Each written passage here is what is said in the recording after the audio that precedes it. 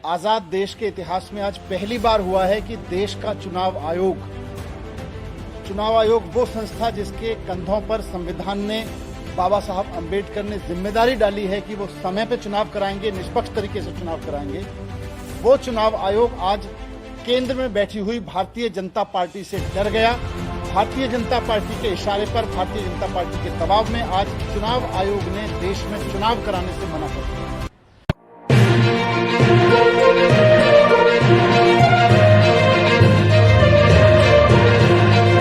आज देश के लोकतंत्र के लिए बहुत ही दुर्भाग्यपूर्ण दिन है। लोकतंत्र की हत्या का दिन बन गया आज का दिन। चुनाव आयोग की एक हरकत की वजह से आज का दिन लोकतंत्र की हत्या का दिन बन गया। आज देश में पहली बार हुआ है, आजाद देश के इतिहास में आज पहली बार हुआ है कि देश का चुनाव आयोग वो संस्था जिसके कंधों पर संविधान ने, बाबा साहब अंबेडकर ने जिम्मेदारी डाली है कि वो समय पे चुनाव कराएंगे, निष्पक्ष तरीके से चुनाव कराएंगे। वो चुनाव आयोग आज केंद्र में बैठी हुई भारतीय जनता पार्टी से डर गया और उसने एक पूर्व घोषित प्रेस कॉन्फ्रेंस के बावजूद चुनाव की तारीख ऐलान करने से मना कर दिया। भारतीय जनता पार्टी के इशारे पर, भारतीय जनता पार्टी के दबाव में आज चुनाव आयोग ने देश में चुनाव कराने से मना कर दिया है। ये किसी भी लोकतंत्र के लिए, सत्ता में बैठी हुई पार्टी के दबाव में अगर चुनाव आयोग चुनाव करवाने से मना कर दे तो फिर लोकतंत्र बचेगा क्या और संविधान बचेगा क्या? आज वही घटा है इस देश में। आज चुनाव आयोग ने आप सबको बुलाया था, पूरे मीडिया को बुलाया था कि 5 बजे चुनाव आयोग की प्रेस कॉन्फ्रेंस में दिल्ली नगर निगम के लिए चुनाव की तारीखों का ऐलान किया जाएगा। लेकिन उसके पहले केंद्र सरकार ने चुनाव आयोग पर दबाव डाला और उसके बाद चुनाव आयोग ने केंद्र सरकार के, भारतीय जनता पार्टी के दबाव में आके तारीखें ऐलान करने से अपने आप को रोक लिया, चुनाव करवाने से अपने आप को रोक लिया, चुनाव टाल दिया। ये बहुत खतरनाक है। अगर देश का चुनाव आयोग राज्य सरकारों के सामने, केंद्र सरकारों के सामने इस तरह से झुकने लगेगा, इस तरह से घुटने टेक देगा, तो फिर चुनाव का बचेगा क्या? चुनाव का मतलब क्या बच गया? लोकतंत्र का मतलब क्या बच गया? हम सब जानते हैं कि दिल्ली में पिछले 15-17 साल में भारतीय जनता पार्टी ने भ्रष्टाचार की इंतहा कर रखी है। त्राही त्राही मची हुई है दिल्ली में बीजेपी के भ्रष्टाचार की वजह से। एमसीडी में, दिल्ली में जितना बीजेपी ने भ्रष्टाचार किया है, हर आदमी दुखी है और भारतीय जनता पार्टी इस बात को अच्छे से जानती है। अब जब चुनाव सर पे हैं, चुनाव की तारीखों का आज ऐलान होने वाला था, तो बीजेपी उससे घबरा गई। उसको पता है कि इस बार बीजेपी के भी सर्वेज में उनको पता है कि इस बार आम आदमी पार्टी की 272 में से 250 सीटें आने वाली हैं। जिस तरह से विधानसभा के चुनाव में 70 में से 67 सीटें दी एक बार और 70 में से 62 सीटें दी अरविंद केजरीवाल को दोबारा, तो आज पूरी दिल्ली में लोगों को लग रहा है कि एमसीडी में अभी उन्हें केजरीवाल ही चाहिए।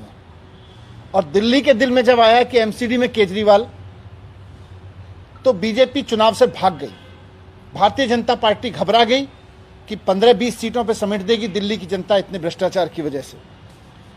तो उसने चुनाव आयोग को झुका के आज दबाव डाला और तारीखें टलवा दी, चुनाव आयोग से चुनाव का ऐलान टलवा दिया। आज भाग गई भारतीय जनता पार्टी। भारतीय जनता पार्टी में आज हिम्मत नहीं है कि दिल्ली की जनता का सामना कर सके। भारतीय जनता पार्टी में आज हिम्मत नहीं है कि समय पे चुनावों का सामना कर सके। बहाना ले रहे हैं यूनिफिकेशन का। यूनिफिकेशन से क्या होगा?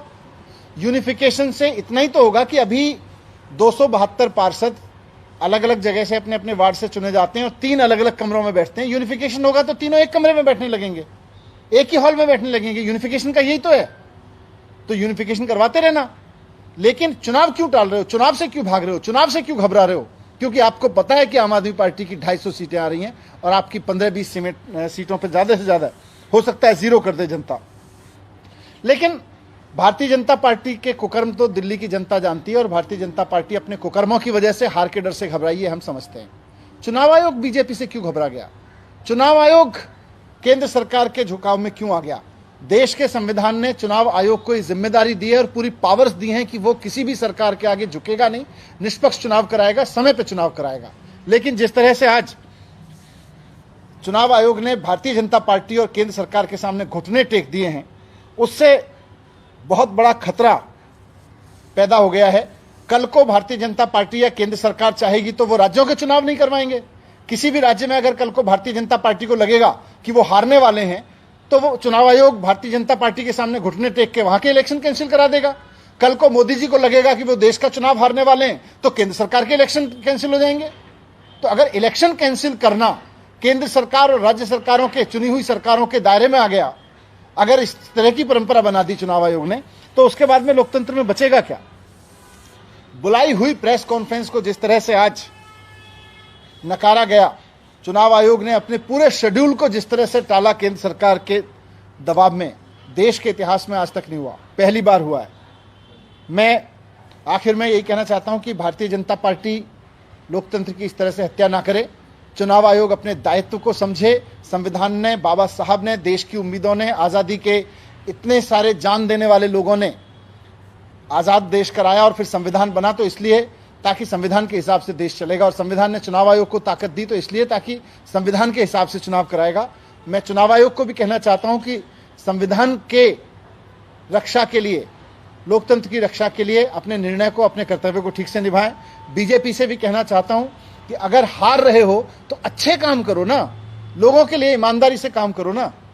ये चुनाव आयोग के दरवाजे से चुनाव से क्यों भाग रहे हो, डर के क्यों भाग रहे हो। और मुझे पूरी उम्मीद है कि अभी अगर चुनाव हो तो 272 में से 250 सीटें आएंगी, और अगर बीजेपी इस तरह से चुनाव से भागी और भारतीय जनता पार्टी का ये चेहरा जो लोगों को आज समझ में आ गया है, इसके बाद तो हो सकता है 260 या 70 सीटें भी आ सकती हैं आम आदमी पार्टी की। Thank you.